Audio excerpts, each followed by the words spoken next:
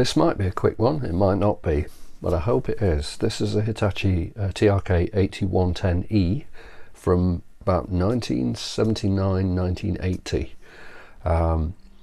This doesn't belong to me, it belongs to someone I'm going to do this for, and the outside condition of it is really good, and it does basically function. There's just a couple of minor things that I've been asked to address if I can. Inside the tuner dial there's quite a lot of dust and muck, which of course you can't get to clean from the outside. And if possible, because I haven't seen anyone else try this, but I've seen this issue on every one of these that I've seen, these have a quartz digital clock here, and the segments on the display start to fade. It's not uncommon for old LCDs to do that, and it's probably an issue of a zebra strip along a flexible cable, like a flat flex cable, which is bonded to a board with conductive glue, and over the years that conductive glue starts to dry out and break, so it starts to break the circuit. It's really common on Casio VL1 keyboards actually, and there are ways sometimes you can fix them. However, I don't know if this is a sealed unit, so all of this might be moot, I don't know. But I'd like to get to this and see if I can sort this out. Not that it's critical to its operation, but it would just look much better if it had the full complement of its display. But yeah, everything basically works on this. We've tested the tape and everything, it does function. I'm going to check over the belts and rubber situation and everything anyway, as I'm going to open it up. It's got the original antenna, and that's in great condition, all complete. Just a couple of minor bits where there's like a little bit of paint rubbed off on the corner there, and a tiny bit up near the volume control, tiny bit, but overall really tidy. It's got a very distinct look to it. I don't think it could be mistaken for any other year really. There's something very, very 1980 about it. I think it's the kind of the dark silver colour with the full complement of the chrome, the silver and the black. There are some slight variations of this I've seen. I've seen ones with more of a silver surround on the tape door, and then ones like this where they've got the black print on the tape door.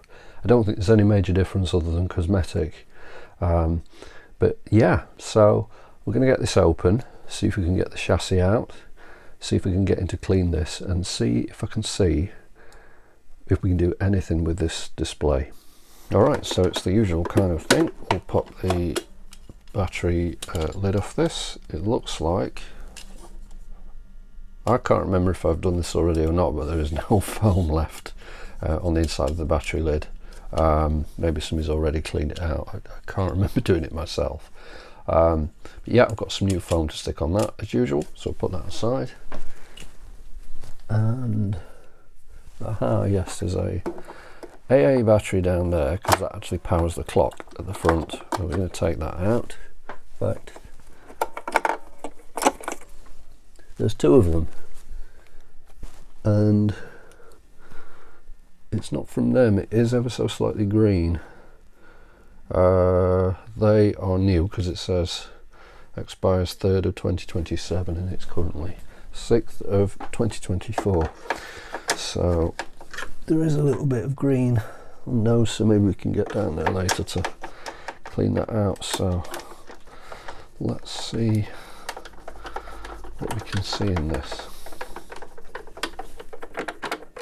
Interesting, it's possible to power this from 12 volts DC. I can't remember if the other machines that I worked on did have DC input.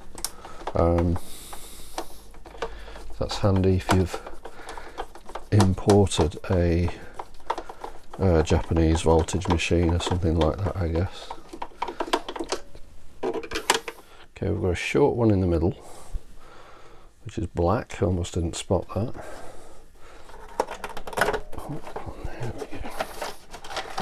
Okay, that fought me a bit. So as usual, oh, that's dusty inside. So we've got an orange and a blue wire. So disconnect them, locked on the board, and then I can feel a red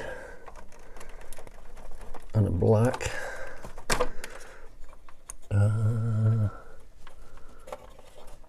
Interesting, the black is not marked black, it's just marked P14. Just there. And there's more. There's quite a lot on this one. Okay. There's a black and green next to the switch there that you have to remove from there. And then finally, something going on here.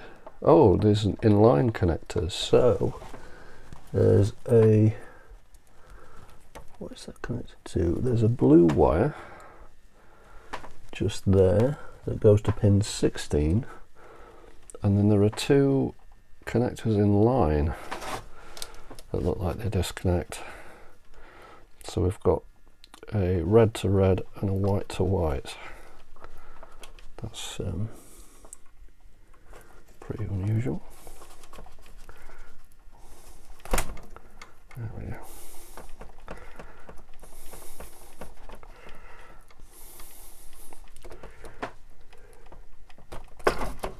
Right. There goes that screw. Yeah, that's quite dusty. That's probably how dusty the outside of it was at some point, but yeah, that was a good a good vac out. And then we can see the usual sort of, there goes one of the screws. You can see the usual Hitachi stuff that we've seen. So we've got control linkages that go to slide switches for the functions and the wave bands. So it looks like that one reaches right over there, and that one does that one. So that's the band switch.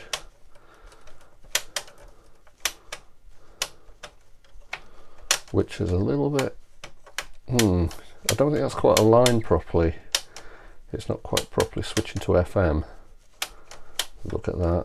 And then a 3-position function switch for tape, radio and line in. So that, yeah, it doesn't, long wave, medium wave, short wave. FM feels a bit off, so that might want some adjustment. Big relay there, I think that's for the alarm system to trigger the power.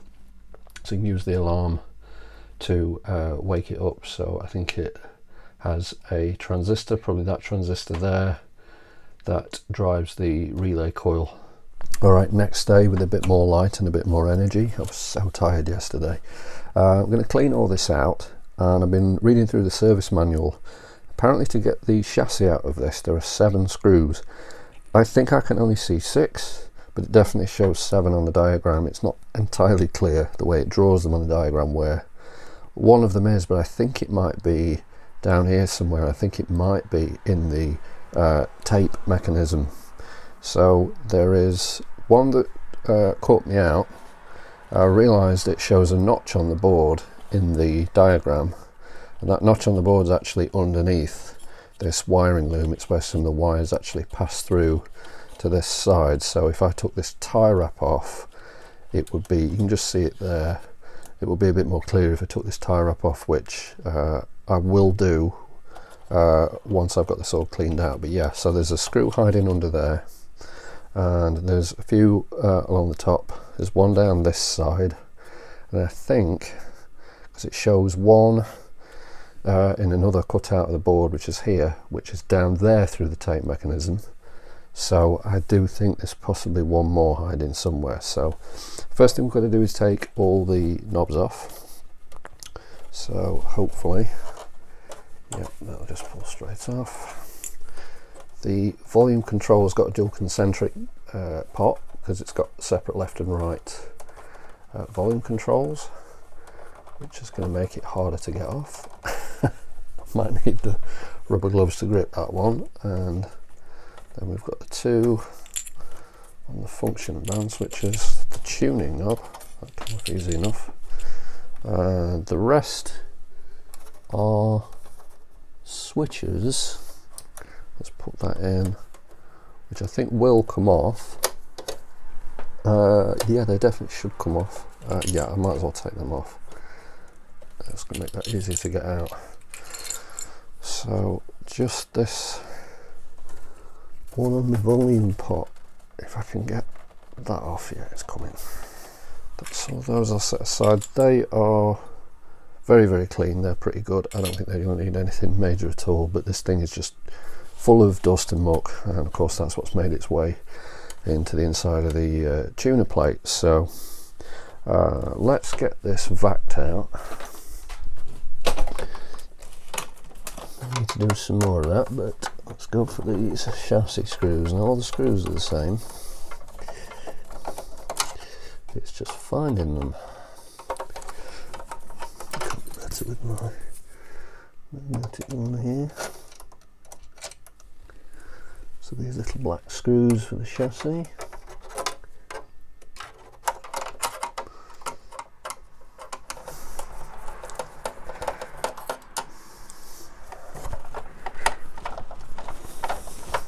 Remove this tie wrap here.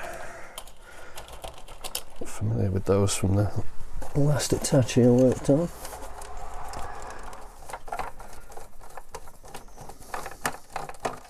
That one will be fun to get back in. So that's 6.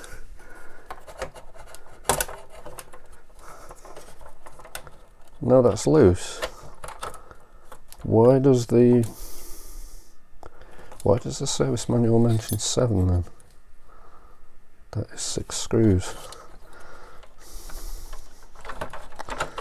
There's definitely nothing else holding that in, and the whole tape mechanism's come out, so I think I need to eject. Oh, handles come out as well. That's handy. So before I should do that, I should have ejected the tape though. There's another wiring strap there. Let's pull in the speaker wires. In fact, there's a few of them. There's a small one there. Left my torch on. One there. It's holding together much of this bundle, and I think there's some assemblies here that then can unscrew from the chassis, and there'll be something connected to the clock at the front that we want to look at. So that one's a little bit bigger, so they are now a little bit more loose. And again, okay, again there's some of those inline connectors. So there's a yellow to yellow, an orange to orange, some connectors for the speakers I believe, definitely for something. So there's a white, oh there's several actually. There's a white pair, a red pair, a green pair, a yellow pair. These are all on connectors to the speakers. So are these labelled? They're numbered. They're probably in the service manual. So the white pair, the stripe side goes to P4, the plain side goes to P7. There's another tie wrap.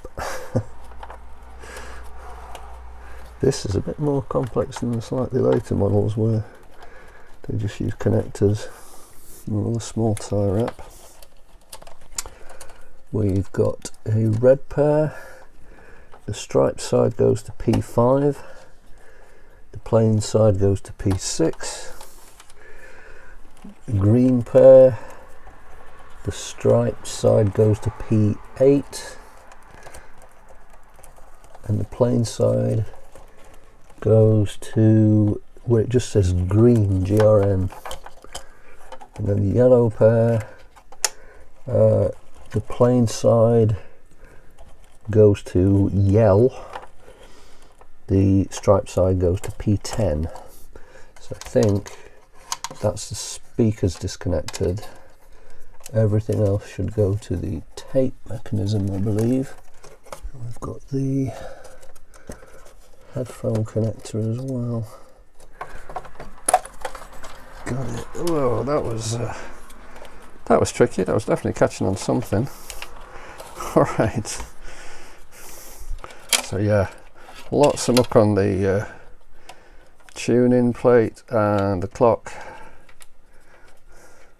Be careful with that because that feels sort of poorly supported without the screw in, so be careful we don't catch that.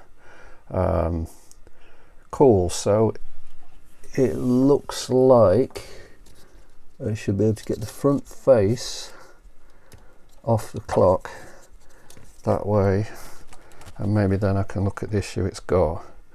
The wires are soldered onto it from the side, but on the back of it the clock board is marked with what these pins actually do.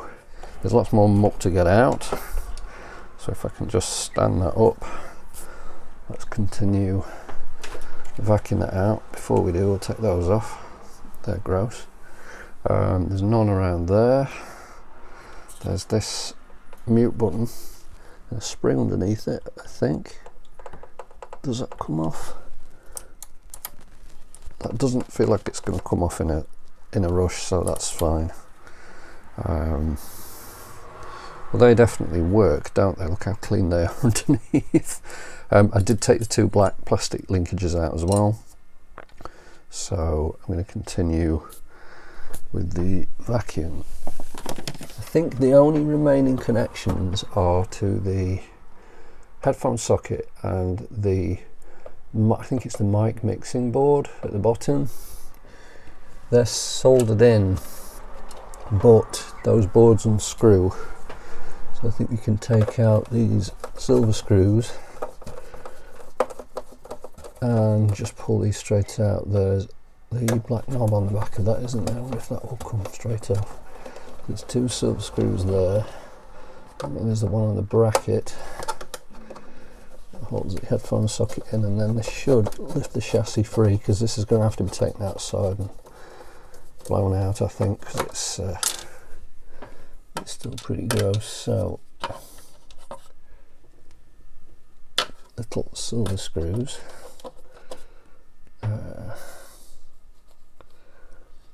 The ones in the mic mixing board are a bit longer. That's straight out. Oh no, it has a little clip, so there's a little clip there, you have to rotate it.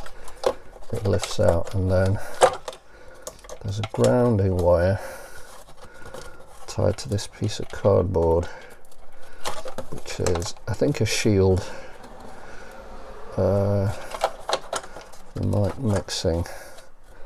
Oh, we've also got an LED, which is in the little plastic clips there, so if I can hold that, see if I lift that, and that's the chassis out, which I don't see that much to it really. You lift it away, but now I can kind of clean that properly. I'm not going to have to mess about inking the speakers or anything on this one, because they're not really that visible through the grills on this one, but I'm still going to take them out because the case is going to be washed, and they'll want dusting out at least. And like I said, this has still got a lot of crap I can see inside the tape mechanism especially. So before I do take that outside, actually, just to observe a couple of bits. There's a grounding strap that comes from this spring where the buttons are at the front. It's attached to the top of this speaker, and it's just sort of pushed down into the gap of the plastic just there. So yeah, that comes out easy enough. Woofer, tweeter and the microphones to get out of here. So I realise there's the white and the red wires weren't from speakers, actually from the mics. Interesting, they're not screened, they're just in pairs, so can't imagine the mics have got the highest performance, but there you go. I did manage to get that little bit of shielding off. It did tear a little bit in the corner. It's actually just 2 bits of double-sided tape they've used. What's holding you on? Oh, don't tell me they're glued. Are they glued?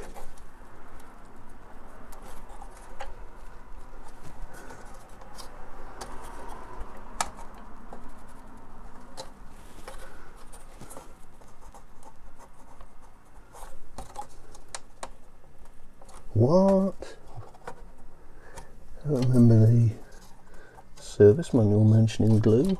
I've got all the screws out, yeah? Yeah.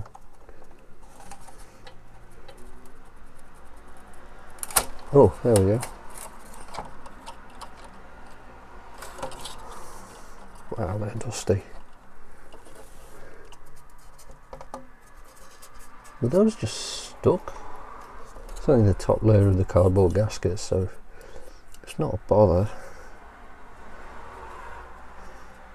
That's weird. Why would they glue them on if they had an issue with resonance? Well, again, let's give them a quick vac out when we get them both out.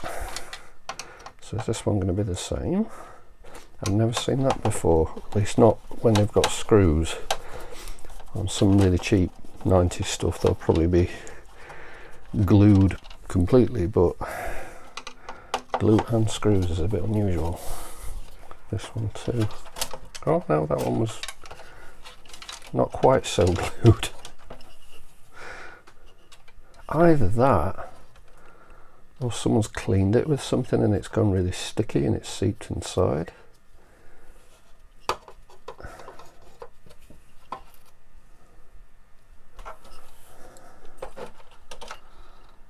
I'm not sure. That's weird. I don't know why they would be glued like that from the factory if they've also got screws in and gaskets. Not to worry. Again, let's just give them a quick clean. You notice how they're a pretty consistent colour. You can just see around the inside where the glue would have been from the back where it connects to the spider. They haven't faded because they're behind quite a heavy plastic grill, not the sort of fine metal kind, so the colour of those has stayed great.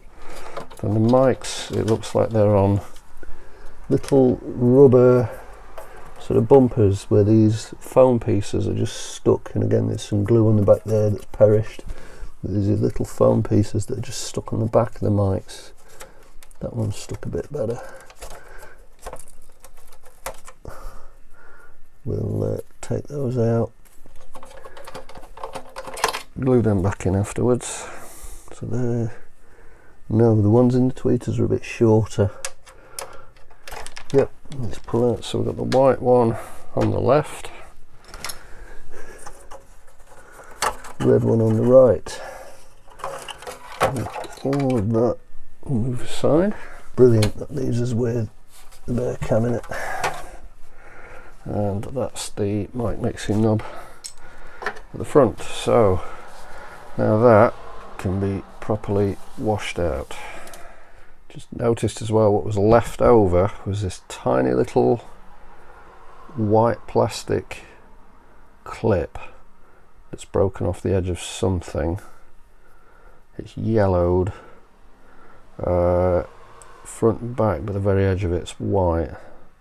It's definitely some kind of little tiny clip. We'll put that aside, probably find out if that came off something. Right, I think I'm going to flip the board over so I can get to the tape transport. So I think there's 4 screws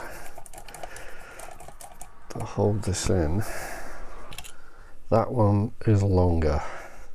That goes into a post. That actually goes into a spacer that sits. It's got a wider opening that faces down over the white post there. You can see that post there. That's on the back of the tape transport. So that black one goes over it, and the smaller hole points up towards the board.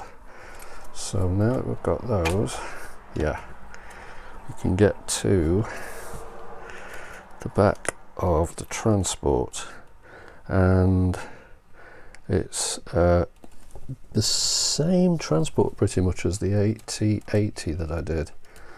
We've got some wire management to contend with here, so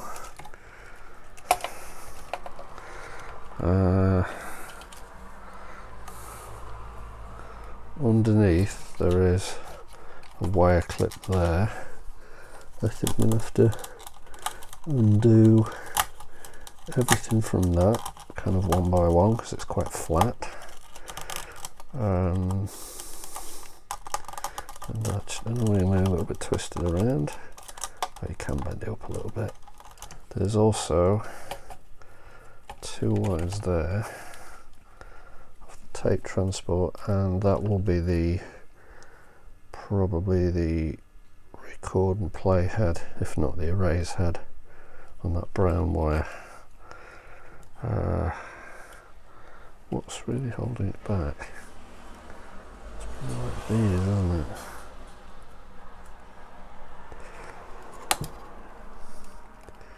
That's slightly awkward. I've got access to everything I want at the back there. It's just, this is just sort of floating in space. I can't really tip it ideally one way or the other without undoing all this little lot. Well, never mind. What I really want to do is vac that out, and I want to get to the belts. I can see on the outside curve of the belts, even though these appear alright, when you look on the outside curves I can see all cracks in them. So they're probably original and they're done.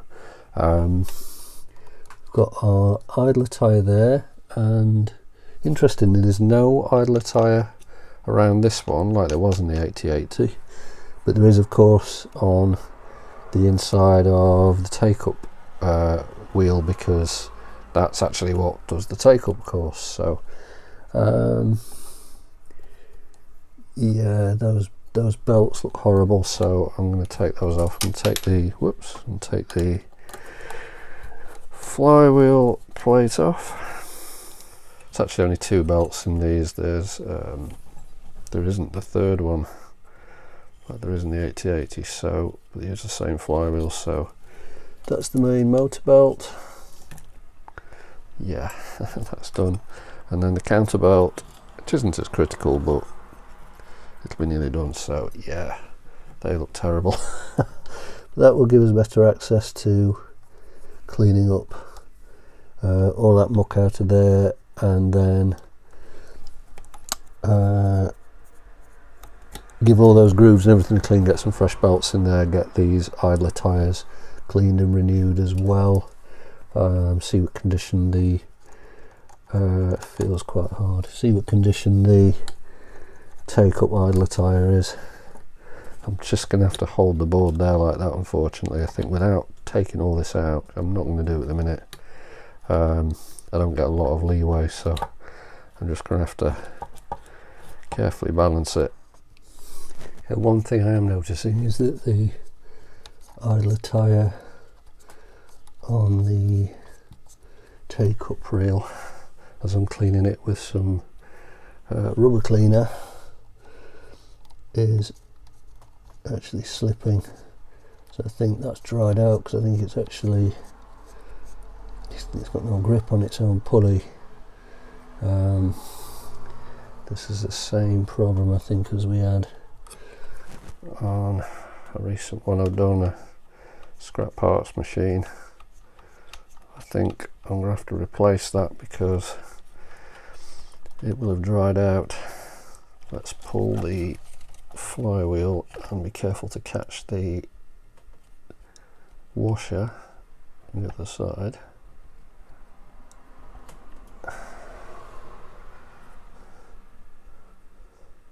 Might even put that through the ultrasonic cleaner. There's a pressure fit washer. That just holds the oil back. Yeah, that's just slipping around the pulley. It's not gripping the pulley it's supposed to be on. that's what happens with them if they try out completely. They're out of the recent machine I did. It is the same size, yeah.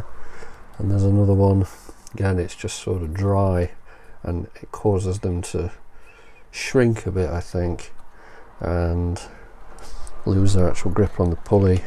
I don't think anything can really save them but replacement. See if I can get it off. Oh yeah. So again I can see cracks and splits. It just feels awful. Feels worse almost than these. It is the same tyre. That's off an 8080. It's the same tyre. So I'm going to clean that up. I'm going to order a fresh one. Clean the pulley that it rubs against, because I can see a lot of muck in there. Alright, been making a bit of progress. The flywheel and capstan's been through the ultrasonic cleaner. I bought just a little bit of kettle descaler in there for the citric acid, and just a little bit of soap. It's got all that crap and corrosion out of the groove on that, so I'm happy with that. I've had a real good go around the transport, just getting loads of dust and muck and crap out of there. As you can see, I've not even done the heads or anything yet. I've got the new flywheel and I've got belts as well. So that's the new one and that's the old one, and yeah, they feel completely different. The old one feels like cardboard in comparison. I get these from Malvern Audio on eBay, not a sponsor, but they've got one, I think it's a 25.5mm idler tyre, and I think it's about 2mm thickness or something like that. Fits these Hitachi decks great. They're not the cheapest thing, they're about £7 a piece, but there's nothing really that beats it. When they're absolutely gone like that, no amount of cleaner will solve it. This one on the other end, this is an awkward size to find, and it's not quite as critical, this winding idler tyre here. It'd be nice to replace that. I haven't found one in the right size and thickness. I can find them in that diameter, but they're usually about 3mm thick when I find them. I think this one's about 2mm thick, so they're a little too big. So I'm going to stick with what's there for that one. I think with cleaning I can get that one to work. I'm just trying to remember if I had cleaned fully this pulley. I'm going to have another go at that, I think, quickly, just to make sure that I have. If we can get this board to balance just about. So let's have another quick go over that with alcohol. Running low on cotton buds again. Yeah, a little bit of crap's come off that, so it's worth doing. One thing to watch out for when you work with these is mind the springs, because I did knock a couple off a couple of times. It's a good job I caught it. Managed to get them back on. Some of this will shuffle around. Let's zoom in a bit there. The camera battery icon is flashing at me. It's like being on a crystal maze. So when you put them on, they kind of turn at a bit of an angle, and I find if you just sort of push it into the groove of the pulley, once it's there they flatten out and then they sort of work their way into position. So use the top of the hook to do that. It's going. That's it. I think we made it. That feels so much better. Yeah, much better. Way better grip on that. So the clutch will work properly. Need to oil some of this a little bit as well. Some of this is quite sticky. There's just some little drops of oil where the grease is, just to rejuvenate it. Okay, camera battery swapped. I'd like to thank my viewer Derek for sending me this can of Platinum Clean. He said that he recommends this. He's used this quite a lot in repairs, and this is an older can, an older formula, which he reckons is better. Interestingly, I commented to him that it's got exactly the same smell as the Electrolube RR that I use. That I believe, because that's the can I bought about 20 years ago. Where are you? There you are. Yeah, this had an expiry date on it somewhere. Long rubbed off. But I bought that about 20 years ago, and I swear that disappeared for a while. I don't mean this actual can, I mean you couldn't buy this for a while, and then all of a sudden you can. So I wonder if there's some ingredient in these that's now, you know, outlawed in 37 states or whatever they say, and a new formula of it kind of does away with something that they can't really get or they can't really use anymore, and the new stuff therefore is not as good.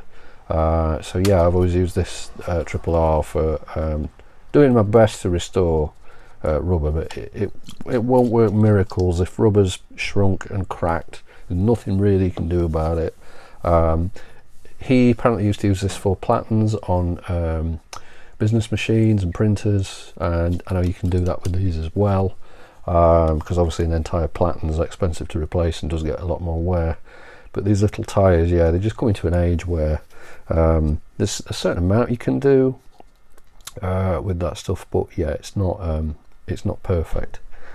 So what I was saying about springs earlier, we just check this. This may have, no, it's okay. That's okay now. Yeah, I find that if you disturb this central pulley too much, which is the fast forward rewind pulley, you can knock it out of place and this spring can go loose, so just beware of that. Also this one, I'm not certain what this is. I don't know if it's part of, it seems to have some sort of contact spot against this little bump on the flywheel, so it could be auto stop, something like that. I don't remember that part being on the 8080, but this spring, this sort of purpley coloured spring here, it's really easy for that to come off as well, so watch your springs. So I think now I've got that, I think I'm going to give this one more go around with the cleaner just to make it as good as it can be. I'd love to find a source of a replacement for those, and then we'll get the flywheel back in. So a drop of oil on that, get that done. So I like to soak a bit into a cotton bud and just go around it, and it will take some crap off. Sometimes I go around these, I think I did this earlier actually, sometimes I go around these with a nail file or emery board as well, just take a little bit of the dead surface off if they're not sort of too size critical. Don't go crazy with this because it will wick into the clutch, because these have a kind of clutch built in for the fast forward rewind so that it doesn't rip your tape off. Yeah, there's still quite a bit coming off that. It's never going to be perfect, as I say. It's really, it could do with replacing, but for rewind and fast forward it's good enough. A rewind and fast forward that is a little bit low on grip will just be a little bit slow, but it won't chew your tapes up. But a take up reel or take up tyre like that one I've just replaced is critical, because if they're not right you'll have uneven tension at best and it'll eat your tapes at worst.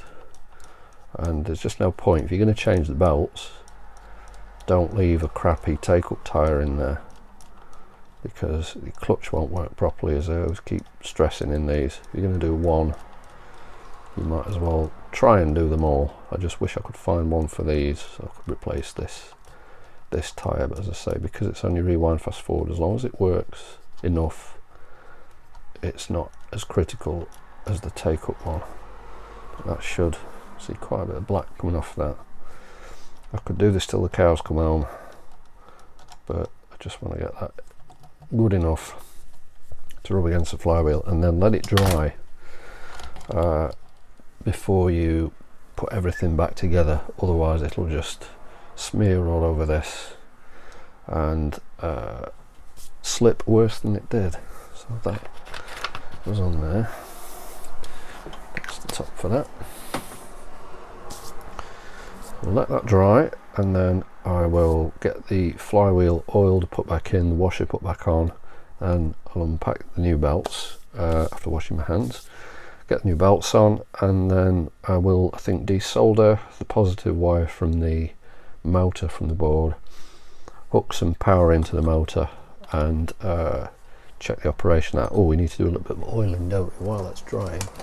Let's get the oil out. This is another one that I bought this from Maplin probably about 20 odd years ago. That's how I beat up the thing is. And this pen thing, as it's doing here, has a bit of a tendency to leak, so I have to be careful with it. So I can see sort of points of contact like this, and down here I can see where the grease is. Now cotton buds again. We'll get some more later. Alright, I've got that to a point where I'm happy with it. After having said, you know, I'll do the thing with the oil, I went a little bit heavy on that really, and ended up actually making it stickier. You only need a tiny bit. Yeah, I overdid it a bit, so I ended up having to clean it back out. I actually loosened this screw down here a little bit just to get this top plate up a little bit. Clean it out because there was a lot of crap coming out of there, and I actually put a little bit of lithium grease on there, and now that isn't jamming anymore like it was. So all the others feel fine. So I think now it's time to get that oil back out and do the capstan and flywheel. So the double belt set come from Deck Tech on eBay again, not a sponsor, but they've just been a really good supplier to me. So, and the quality of the stuff I'm very happy with. So we've got the main belt, and then the counter belt, and I think we need to do the counter belt first actually, because I think it sits lower down, doesn't it? So the counter belt goes around the take-up pulley. It's unusual that it's actually nearer to the supply pulley that some counters are connected to, but this one's on the supply. And there we go.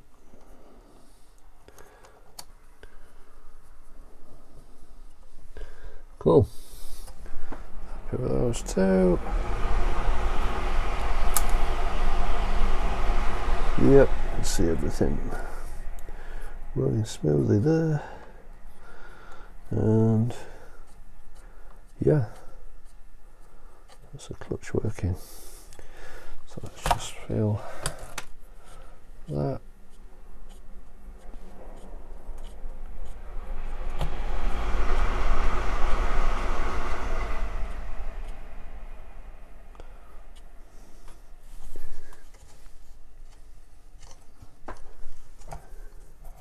Yep, it's a grip on the top, so we'll do what we said about desoldering.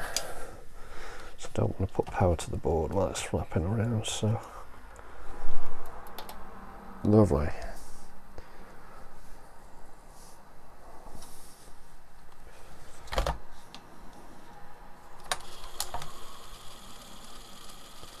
Cool.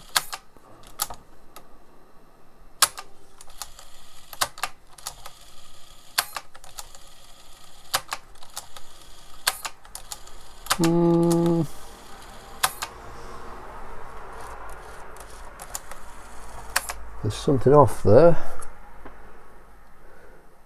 Wire rewind and fast forward.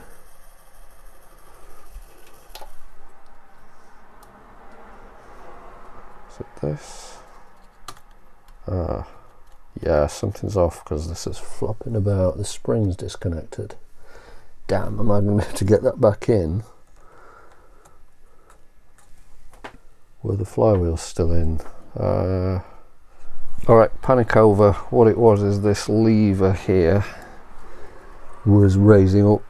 You can see this is sliding up because the plate's not on the this happened on the other one. The plate isn't across the flywheel, so this lever here that's supposed to be on this side of this little tab had risen up, slipped over, so that little linkage wasn't moving across properly. You can see it's trying to creep back. so the spring had all come off, it just all, yeah, come apart. So I think I need to get the get this plate back on and then put that capstan washer back, not lose that. He says, where's it gone? There it is. Try not to lose that. Let's get that capstan plate back on. Yeah, it's so easy for those just to ride back up if they're not held down. That's better.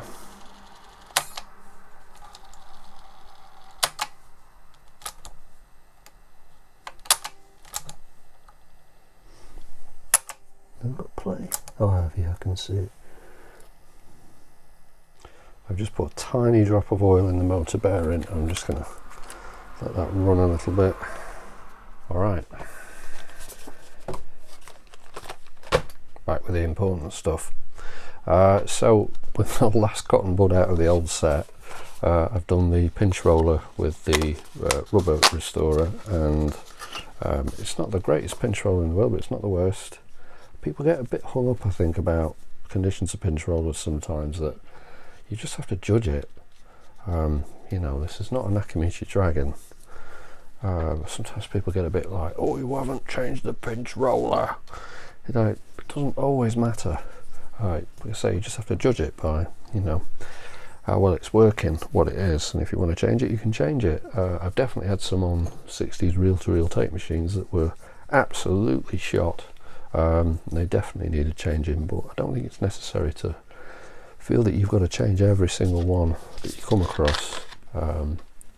Judge them by how well they clean up. So yeah, that's had the first pass of the rubber restorer on now. The heads are gross, so I'm just going to give them an initial go over. There's a train.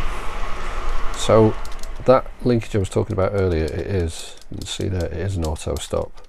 So there's this bit that goes over the top of the head here, pushes the linkage here, and then that pushes some gubbins at the side there. So that wasn't on the 8080. I think the 8080 had a third belt, didn't it, for some different kind of auto stop. It didn't have this. It didn't have a tension arm like that. Yeah, look at the colour of that coming up. The board's all been put back on. Just a couple of things you have to watch out for.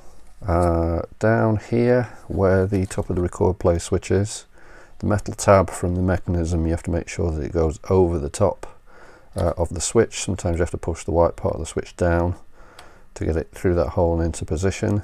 There's also a locating peg here that's part of the chassis that you have to get that over. I think they're the main two things really. Oh, also where at the bottom that wiring comes through and eventually gets tucked into that little gap there in the board. You have to make sure that you've not trapped the wire under the board there. Make sure it's pushed into the gap before you fully screw it down. And other than that, yeah, the board is fairly straightforward to get back on. So all the wiring's been put back under that clip that was there, and then of course when this is all done, this is all reconnected, all those tie wraps will go back around that and what have you. I've done a little bit of cleaning around the board, a little bit more to do, but there you go. Alright, I've reconnected the back and some of the chassis and put those batteries, little AA batteries in this, because I want to move on to the clock display. Now, I have to confess, I did film a whole segment on this a couple of days ago, and it all just went wrong, and it was one of those things where I'm not trying to get rid of it because it all went wrong. I want to get rid of it because I just spoke a lot of misinformation in that and didn't really do any research before I was waffling on. You know, it was a bit like, read a book, mate, you know. I don't want to put stuff out that's just poorly researched and it's just, you know, not any use to anyone. What I said earlier about flat flex cables and all this malarkey, this does not use. This uses something called an elastomeric connector. When I take this apart, I'll explain, but word of warning, if you ever take one of these apart, as it did on me, it will just fall apart. And I thought it was curtains for it. But you see it's kind of half working at the minute, but you'll notice if I press at the bottom, it comes back on, that's the time set. So it might give you a clue as to how this works, but I'm going to take this apart again and explain what I did. So I'm going to leave the power on, but also another word of warning, when you take this back piece off, make sure the batteries are out of it if you are separating this from the chassis, because the two wires, the white and red, if you short them out, you'll turn them into a heating element because they short out the battery. It happened to me. So I was like, why is this wire hot? I realized what was going on. So yeah, if they're flapping around and they touch, they will short battery out. So if you're separating this back panel, yeah, remove the batteries. But I've reconnected this, and part of it connects to this board to look at this. So this front piece is just held on with these little clips in the plastic, which feel a bit it's a bit tricky to get them off, but there's 4 of them. That's one. Once you've got one, there we go, it's not quite so hard to get the others. And then you can see, hopefully, so I'm off shot, you can see hopefully in the back there's 2 more that go through little holes. But when you release these, there we go, so it all just falls apart, and you think, uh-oh, what's going on here? So let me explain the construction of this. So inside the outer shell, you get the membrane buttons for the control buttons along the bottom, and they touch these little gold contacts here. Then you get this little sort of plastic aperture. Then you get the polarizer, and if you get it the wrong way, it will invert the display, make it go black. If you get it the right way, it'll go the right colour. So you can see there the polarizer works. If you turn it again the wrong way, it'll go black. And then we've got a little kind of silicon tube, another bit which, there we go, on the back of the display, this sort of other silicon tube which is squashed flat and is just sort of hanging on the back. And then this thing is the elastomeric connector, and this is a sort of I think it's silicon kind of piece that sandwiches between the circuit board and the display. And on the back of the display, you can see that is 2 pieces of glass sandwiched together, and along the bottom half, which is the front of the display, on the underside of that, if you like, there's actually resistive contacts printed on there. And then the elastomeric connector, you see these black bits on top, they're carbon impregnated, so they form a resistor that presses between the board and the display like that when it all lines up, and they make the contacts to the liquid crystal elements in the display. So when I first opened this, it was kind of half stuck together. Half of this kind of came off the board, half of it didn't, and I thought it used some sort of glue. It doesn't use glue, it's just that it's obviously been in there for so long. You can see that will kind of stick, but it's not glued, it's just the natural tackiness of the silicon that kind of holds it all in place. They're a weird thing, and I thought, how on earth can that possibly work? But apparently they're really popular. That's what's apparently trademarked as a zebra strip, and there's much finer pitched ones in use nowadays for more complicated displays. And apparently the benefit of that is because it kind of acts as a suspension, it makes it very vibration resistant. So it's very popular for displays that are used in aviation, for example, and also something like this, a portable device which is going to get moved around, carried around, taken into different environments of different temperatures and humidities and whatnot. That kind of expands. But you see, over time, if you look, you can see some of these look a little bit deformed. It's probably shrunk a little bit with age.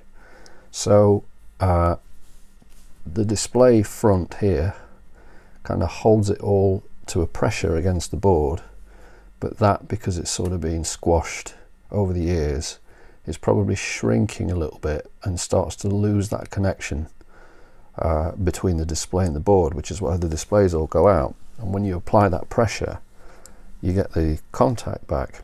So I was trying to reassemble these by kind of stacking it all on top and just thinking, how do I line this up? How do I get this back together? I think I've just totaled this display, until I actually did some research and realized that they're basically fitted together in something that acts as a jig, i.e. the front panel. I was doing it all backwards. You're really supposed to put the parts in this part and then put the board on top, and then it lined up properly, but it took a long time for that to dawn on me. So what I want to try, we obviously need to create a little bit more pressure. So what I'm going to try is, I've got some card from a packet of tuna. I'm going to try and cut 1 or 2 pieces similar to this aperture that will add a little bit more thickness to compress the display a tiny bit. Now, it's important that they go all the way around and that they're even, because if you flex the display or put uneven pressure on it, at best you're likely to leave patterns on it, and at worst you'll crack it and then the display is written off. So yeah, it's a weird construction. I did clean out the contacts of a couple of these, and I think they want it again because obviously I've been handling them. I cleaned them with isopropyl alcohol, and yeah, I'm going to try cutting some pieces of card. I'll probably sandwich some of this up and put them inside and see if that extra bit of thickness will just compress the elastomeric connector a little bit more, and see if it will help it make a better connection, and then we'll be able to get the clock display to work properly. I've cut some little strips of card and just actually glued them in and stuck them together with a bit of Pritt stick, because I didn't really want to put glue in it, but they were impossible to keep in place without doing so, so just a little bit of that should be fine. And then I just want to clean the carbon contacts a bit on these buttons, because when I tried them earlier, they sort of really took the effort to press to get them to work. So I think they want a bit of a clean. If you ever do these, don't scrub them. If you see like a lot of black coming off them, stop. You see there's a little bit there, because you'll be stripping out the carbon, which should just be enough. And then I'm going to give the same treatment to the edges of the strip here. Sorry, I sound really tired. I've got massive food coma after dinner. So just want to make sure there's no greases or build-up or anything on these.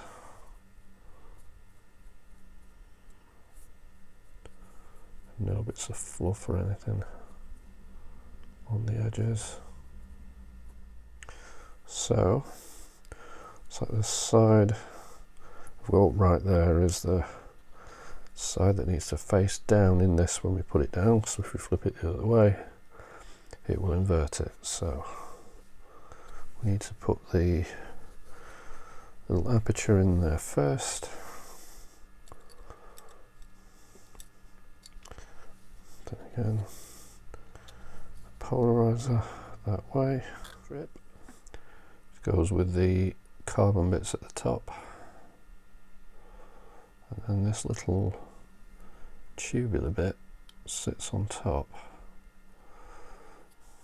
The contact strip for the buttons. I don't know that this is going to work for sure. I'll try and make sure that that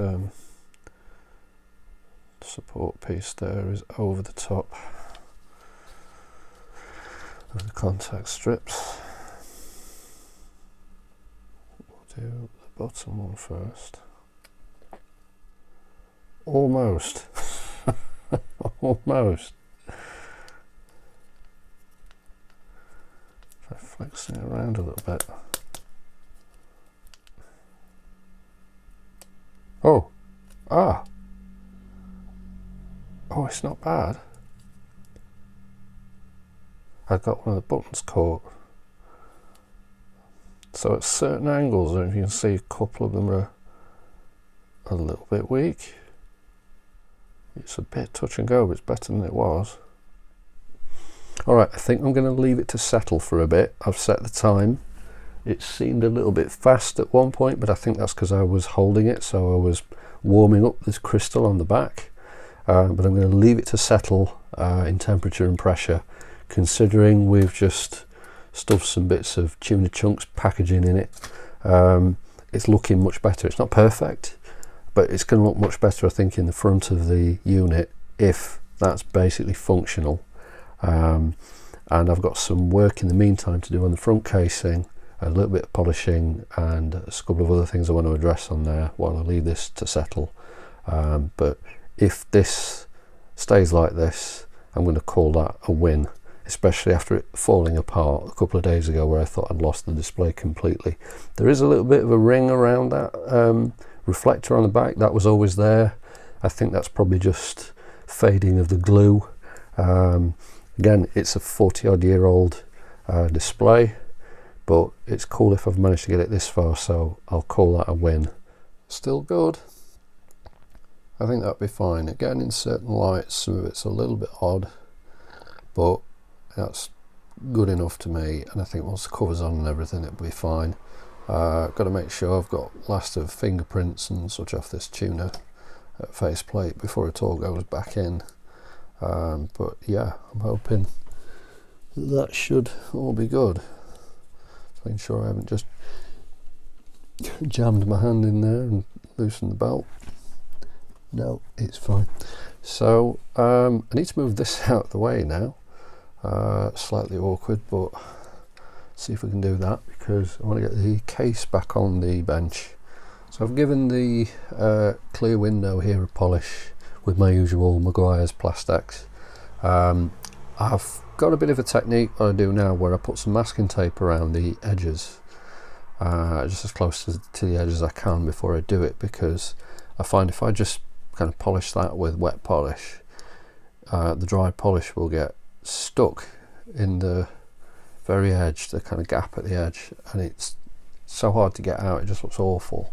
You just end up with this sort of white crust stuck around the edges. So if I put a bit of masking tape close to the edges, it just sort of seals it off. I've done it front and back. Again, it's not perfect. It has got a couple of tiny nicks in it and such, but generally, yeah, it's a lot clearer than it was. I might just do the front of the clock display as well before it all goes back together. But one thing I did notice when I took the actually before I took the chassis out, I did spot it.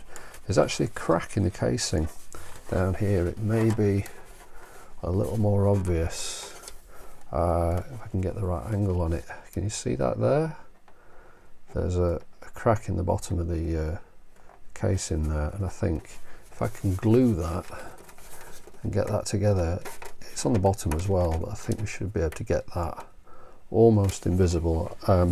The casing will kind of hold it together, so I don't think it's under any risk or anything, but I want to do that. I want to glue that before I get it back together. So I think if I can whip some super glue from the inside and just get this back together, hopefully it will bond it. Glue's had time to set. It's left a little bit of a mark in the paint right at the bottom, but it's not really going to be visible because it is sort of right on the bottom edge. So I need to get the speakers and the mics back in, and those little mic pads, and not forget that little ground strap that went like that and poked down into that gap there. The other speaker, by the way, this is the one that had the gasket stick to this. I'm still none the wiser. Some of this did clean off, some of it didn't. I mean, was there some adhesive on the gasket that didn't dry before they were put in? I don't know. I can't think of a reason why one would have some glue on it and the other wouldn't. The only thing I can think of, as I said, is somebody's probably tried to clean it with something and got it wet. But I've coloured around where the card was exposed just with a Sharpie, just so that it's not visible. Not I think it will be, but just in case. Nothing's visible from the front once this is in. So I've actually just realised as well, excuse the background noise, my window's open because it's warm. I haven't polished up those dust caps. I just wanted to give those a little spritz with window cleaner on a cotton bud just to get the marks off them and try and get as much muck out as possible overall, because I don't want that to turn up in this tuner faceplate again. Progress. Getting the chassis back into this was something of an ordeal. I had to try and do it about 4 times. It took ages. I thought it would go a bit more smoothly, being that it actually screws in. And I think I'd also sussed out as well that that 7th screw on the service manual is down here somewhere. There's a little point just down here, just beneath the mono stereo switch, that's definitely tapped out. There was never a screw in that.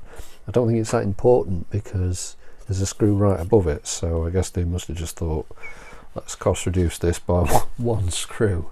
But yeah, I thought the chassis would drop in quite easily, and I was wrong about that. It put up a bit of a fight because it didn't seem to settle quite right on this side somewhere, and then when I'd first checked this tuner dial, it was all wonky. It was the weirdest thing. I thought, how can the tuner dial be so skewed like that? It looked terrible. And I actually went back and forth a few times trying to get this in and get it sort of straighter. Then I realised I took it back out for about the 3rd time. I realised that from the factory, the dial face was not quite stuck on straight. There's a kind of lip along the top of the plastic. I'll include a picture that makes it a bit clearer. The dial face, the aluminium plate, should be buttered up against, and it kind of wasn't. It was sort of slightly over it on one side, and I actually had to go behind it with a guitar plectrum just to try and keep it flat, but pop the glue on it on one side a little bit and just kind of reset it a bit. And I think I've just about managed to do that. It's still, if you were to really scrutinize it, there is still an ever so slight kink in it, but after putting it in a few times, I put the top screws in and just to manage to get it to settle, and then it seemed to work all right. So yeah, it was it's a bit of a sod, that really. You'd never get every little bit of dust out of it because of static and whatnot. It's just impossible. But the front and inside of the tuner window has been polished, as I may have mentioned earlier, with the Plastex. And I've done the same thing on the clock face and the same thing front and inside of the tape door, because there was actually some scratches on the inside of the tape door as if somebody cleaned it with something abrasive. So that looks a little bit better now. It's showing up every fingerprint I'm finding at the minute as I'm trying to go around and clean it with these glasses wipes. It's just only trouble with sort of chrome buttons and whatnot is they're going to show everything. As I say, due to static and whatnot, I can't get everything out of there. You can never get them absolutely perfect. You'd be there all day. I feel like I have been here all day, but yeah, it's starting to come together. So I also put just a tiny bit of UHU glue on the inside of the tuner knob, because it was just coming out really easily. If that's pulled hard enough, it will break the UHU glue, because it's that glue that kind of dries a little bit rubbery, but it just holds it on a little more securely in general use. I did lubricate with Monocoat the plastic rail that does the function switching.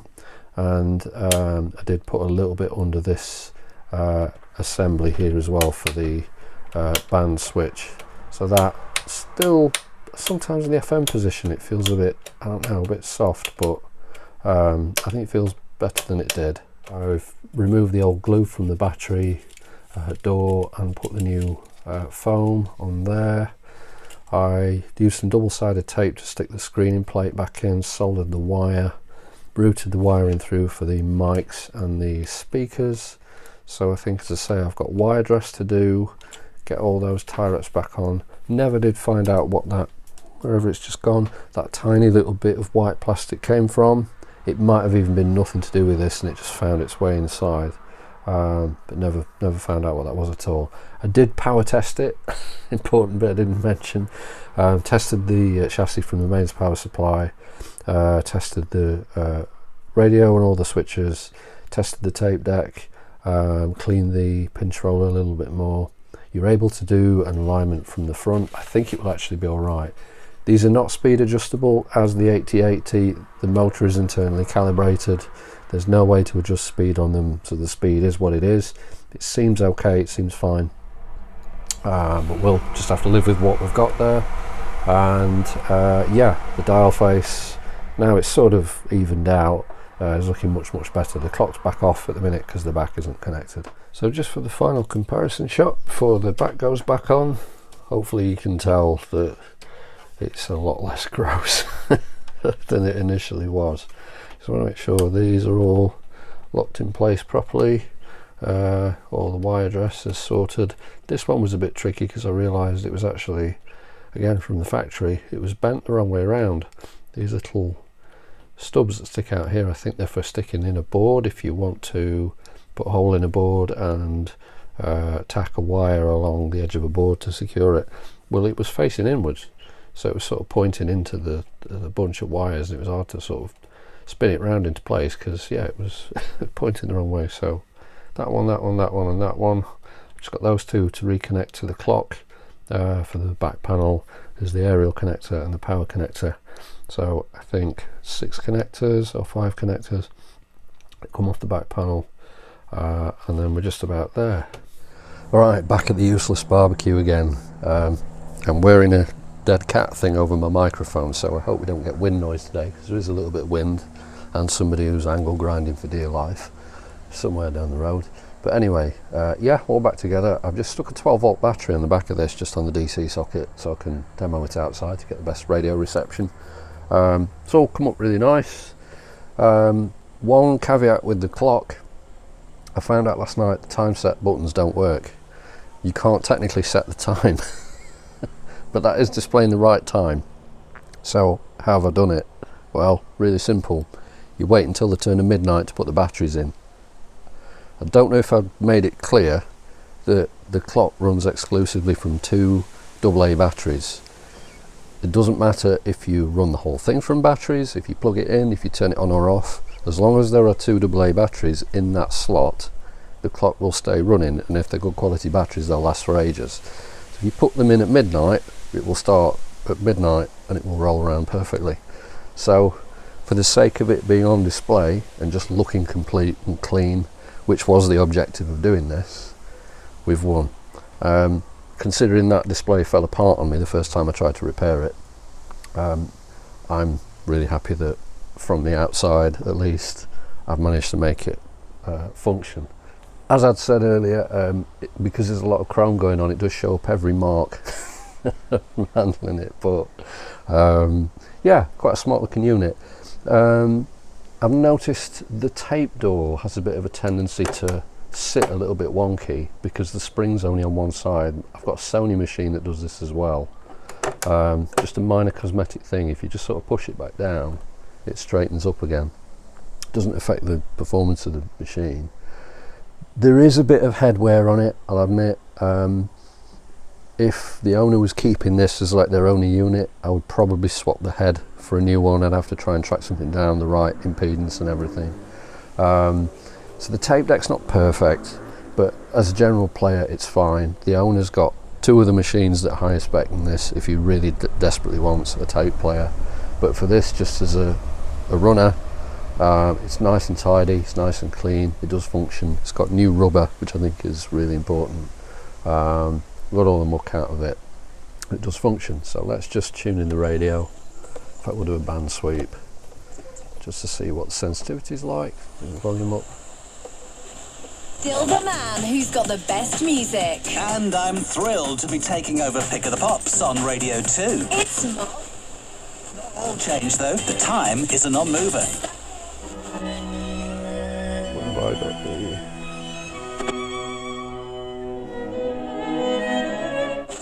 Bear in mind, this hasn't got the features of some of the bigger machines I've been working on, like the AFC, or the wide stereo, for example. It's fairly basic in its feature set. We played a clip there of Kemi But it Baker. sounds She good. also made the point. I went with the first.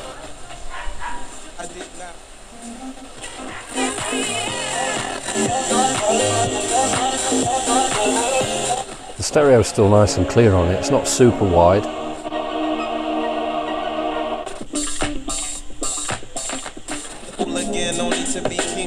ready or not. And an award for Best Actor in a Supporting. It's got a good clear sound on that.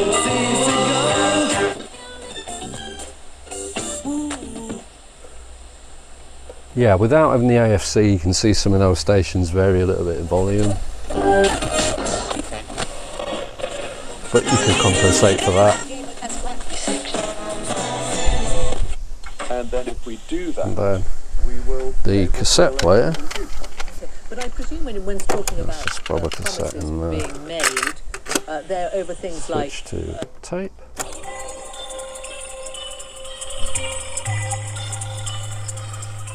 Functional. It's a little bit fussy with very hot recorded tapes, I find. Again, that's probably a bit of head wear. Counter's going. As we say, new rubber. Take up torque and everything's nice and consistent. You can adjust the bass and treble, of course, to whatever you want. It's got the normal chrome switch on top, which, like the 8080, only affect recording. I'm used to it affecting playback as well, so I always think they don't work properly when I first come across these, but only affects recording. But yeah, that's cleaned up really nicely. Inside, I mean, the outside of it was pretty good. I'm really glad, as I said, the clock has worked out, and I'm sure the owner's going to be very happy with that. So for anyone who's got one, I hope that's been of some help. For anyone who just likes watching, I hope that's been of some entertainment to you. So thank you very much everyone for watching.